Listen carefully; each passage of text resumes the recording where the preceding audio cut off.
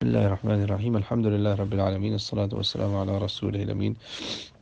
میں نے ایک ریکارڈنگ کروائی تھی کرپٹو کرنسی بٹ کوائن کے بارے میں، تو اس پر ایک فالو اپ کویشچن آیا ہے جس میں میرے خیال سے کویشچن سے زیادہ کامنٹس ہیں۔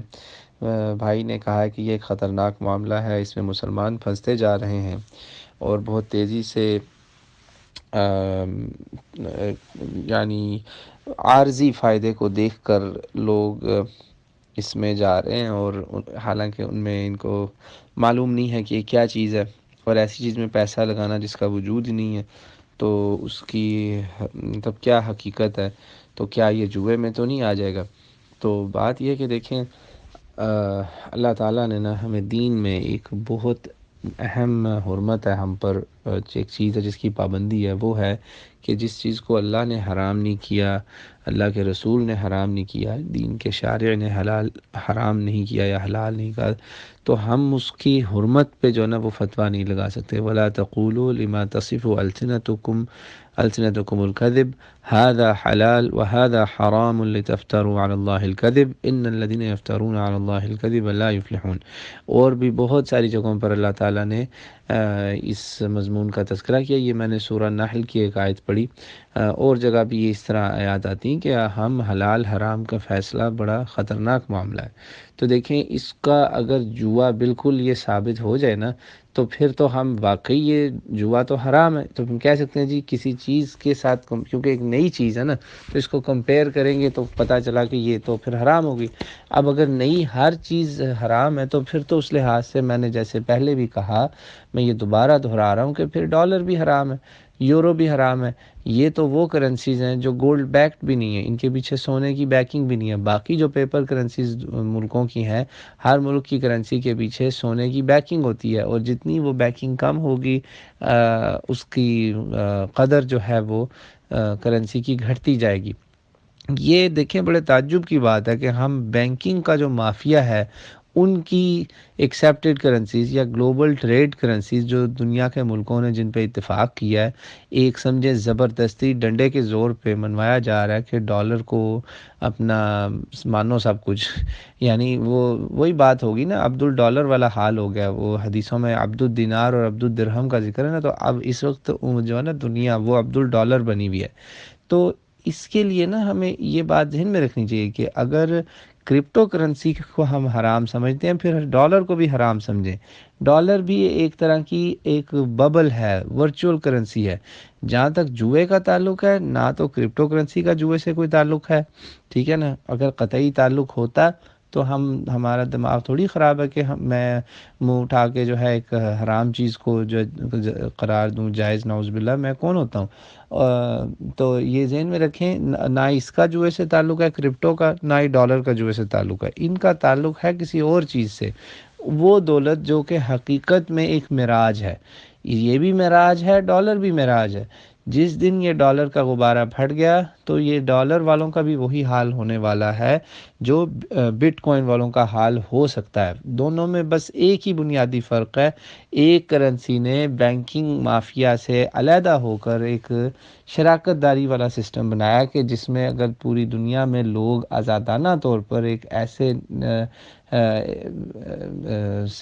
جو ہے نا آن لائن جب وہ خریداری کرتے ہیں، وہ بھی تو ورچولی ہو رہا ہے نا سارا، تو اس شاپنگ کے لیے ایک ورچوئل ڈیجیٹل کرنسی جو ہے نا ایک مشترکہ نظام سے وجود میں آئے، اور اس کے لیے ایک ڈیٹیلڈ آپ کو ٹیکنیکل ویڈیو بھی بھیجی جو بہت اچھی انفارمیٹیو ہے، اس کے بریف اور ڈیٹیلڈ ورژن دونوں موجود ہیں۔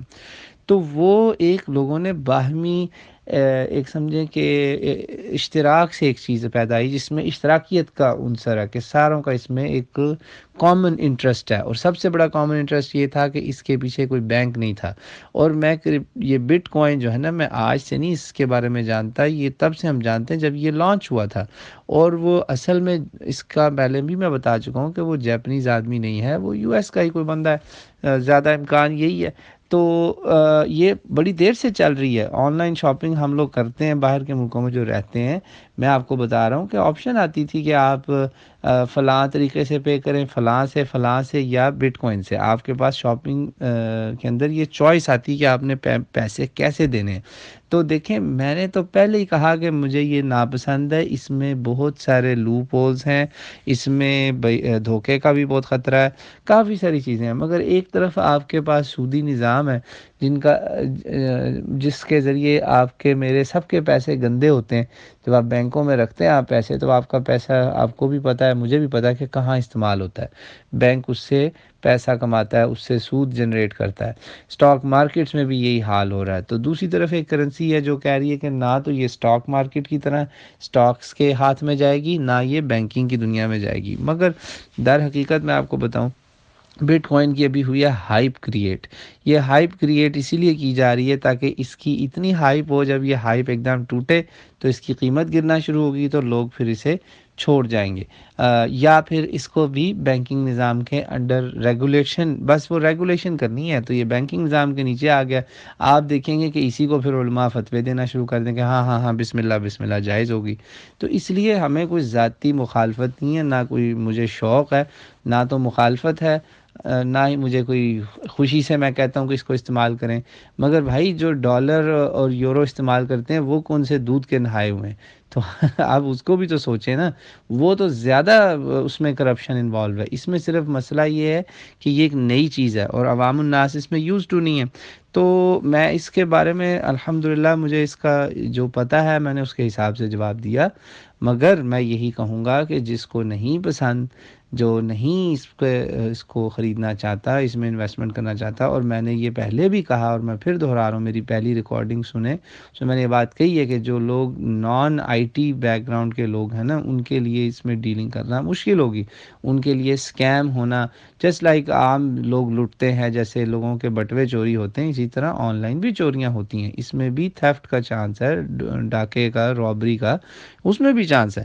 تو جو لوگ تو ناواقف ہیں آن لائن دنیا سے، ورچوئل دنیا سے، وہ ناواقف ہیں، انہیں تو اس میں ہاتھ نہیں ڈالنا چاہیے. میں نے تو پہلے ہی یہ بات کہی اور اب میں پھر بھی وہی کہہ رہا ہوں کہ جو ناواقف ہے وہ بے شک اس سے دور رہے.